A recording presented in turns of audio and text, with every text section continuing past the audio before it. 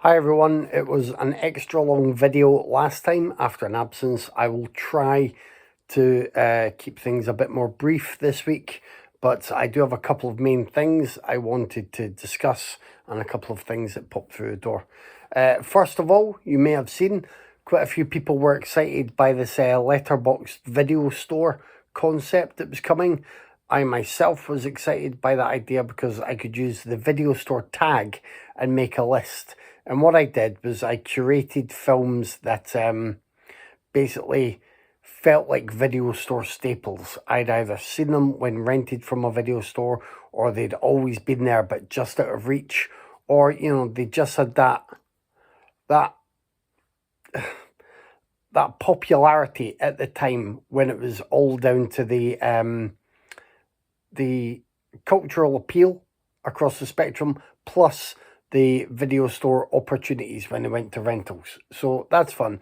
But Letterboxd have started this off with 8 or 9 titles, 2 of which are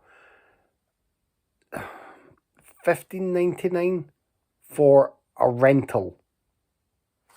I'm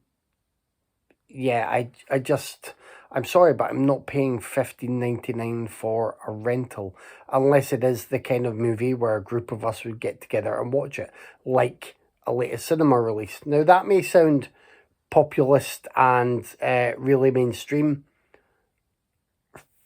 Maybe it is. Maybe I have no other defense of that. But I put my concerns forward to some people, and some people have agreed with me and some people have disagreed. The idea behind this apparently is that these are films, the $15.99 rentals are films that don't have distribution as of yet. I worry that we will then see an increase in people who start to consider non-distribution techniques for making more profit from film fans. Now, I actually forgot the streaming services that I have when I was listing them to other people, but I have Netflix. Unfortunately, I still have Prime Video. I did want to give up on that, but it just keeps dragging me in. And Disney Plus. They are 3 that a lot of people have. I then also have Paramount Plus, because I always keep an eye out for the Black Friday deal. So I got that for a year, pretty decent cost, but it's an extra one. And I have Shudder, and I pay for Shudder annually. And I know some people just buy Shudder for a month and binge what they can and do it. I just try to actively support Shudder, even if I have the same hit and miss experience that many other people do. I have the Criterion channel with VPN and card details. That's it's lovely. I have BFI Player. I have Mubi, which is the harder to find stuff, and a lot of titles on there end up, I think, not having certainly general distribution. And what else? Arrow Video Player. So we're at 9, and I think that covers them all. I think.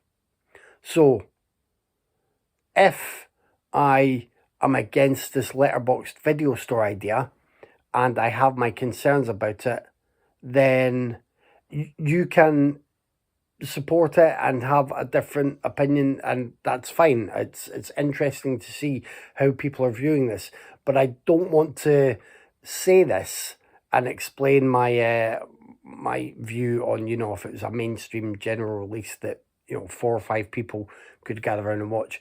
I don't want to say that and then be thought of as someone who isn't supporting cinema, because I think I have my credentials for that. I don't need to be humble about it. Between the streaming services I have and the physical media that I've bought over the years, my credentials are sound. And I worry. I worry about this being another avenue where film fans who may have the same amount or more streaming services than I do may have a great physical media collection. There is now another way to bulk more money out of them for 1 or 2 titles that have been received well at festivals and haven't been picked up yet for general distribution in certain territories. I may be completely misguided in that view, and as someone said in reply to me on a Discord conversation, they think it's unlikely that anyone would, see that as a reasonable enough window for profit to start, making that a mainstay, a repeated thing, something that they can then use. I'm a bit more cynical about that, and I do see that. Now, the issue becomes where these films then get distribution and where do they go for better, releases. I don't know. I don't have the answers to that. Maybe that there are different, on-stream services and communities that allow for films in that kind of vein to be grouped together. There are online festivals where you can get festival passes for the weekend or the long weekend, and that can be a good way to see these things. And I've paid for one or two of those. I don't know, but if you think about it, if the argument is these are on Letterboxd, it's $15.99 for a rental, they don't have distribution elsewhere. Couldn't you say the same thing about certain titles that are on Netflix or Prime Video or Disney Plus? Couldn't you? Am I being facetious? It's a genuine question. If Netflix now has Frankenstein on there, Guillermo del Toro's Frankenstein, it had a limited theatrical release. If it doesn't get a physical disc in the next 3 to 6 months, is that not a title on their service that doesn't have distribution elsewhere? Is that not Netflix then making that available to you? If they look at Letterboxd and say that's working, we'll have this subscription, but you can rent this new release for $15.99. Am I being ridiculous? Maybe I am. I am really concerned about it, and I'd love to hear a range of opinions on it. Allay my concerns, or agree with me, and let's just sneer at this idea and stick our tongue out at it and blow raspberries. But I still really like Letterboxd for all of the other stuff that's on it, and I used one of their list prompts the other day. Not just the video store list, but it was best 3D films. I still have my 3D player and TV. I may have mentioned it a few times. And I made this list of certain titles, but they're not necessarily all the best movies. But I think they're great in 3D.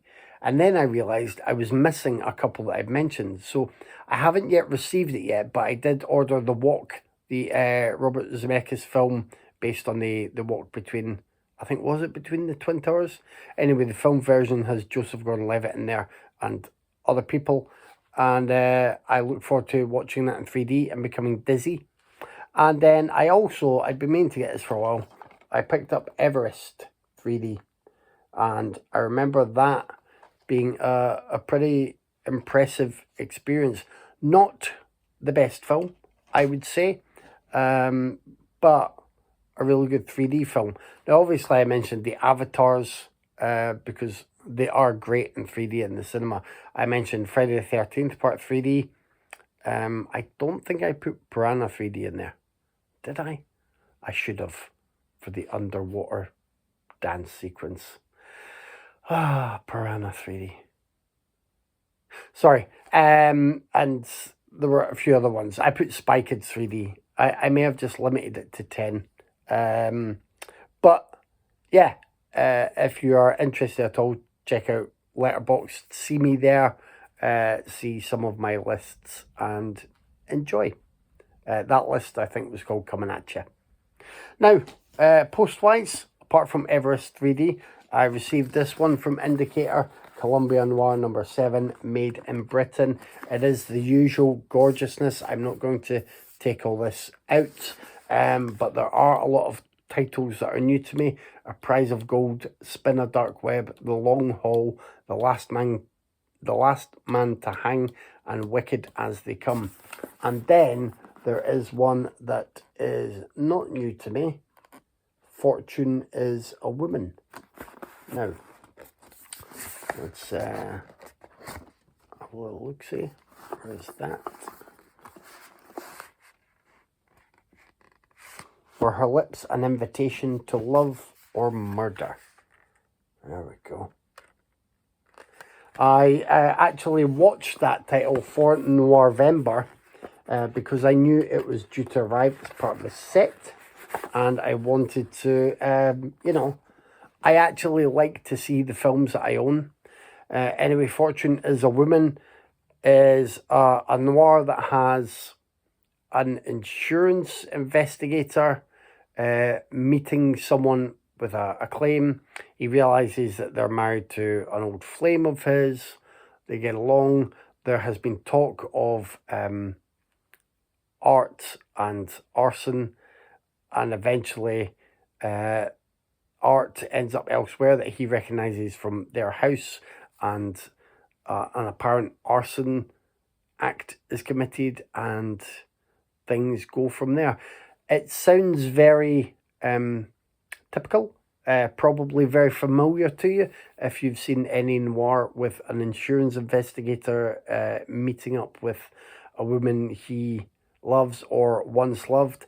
And yes, it has that starting point, but it actually takes some fun, different turns that are less expected. So I recommend Fortune is a Woman, and I recommend that set for the usual selection of indicator extras. Now, a very different selection, but just as fun. I got myself some Heroes in a Half Shell, and this is just stacked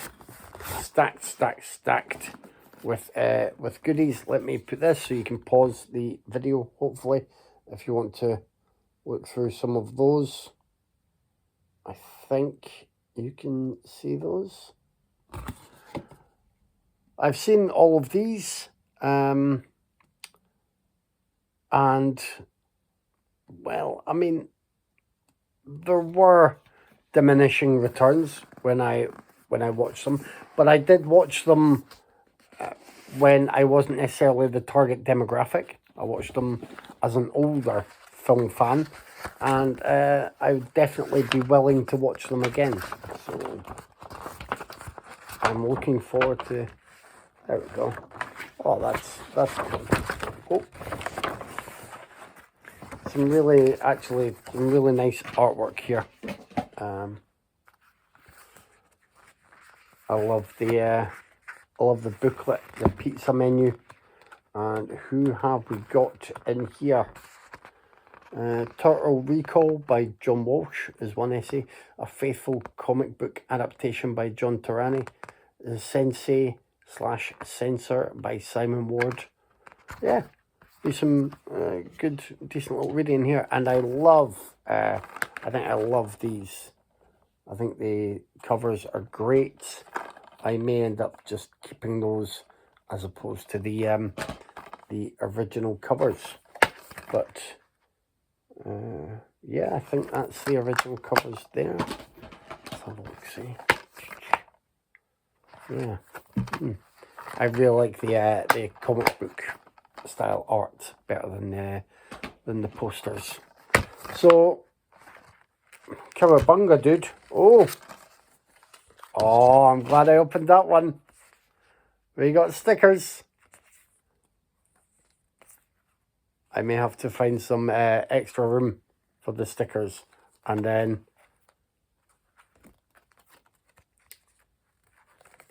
have we got them all? Yeah, of course we have little character cards for them all.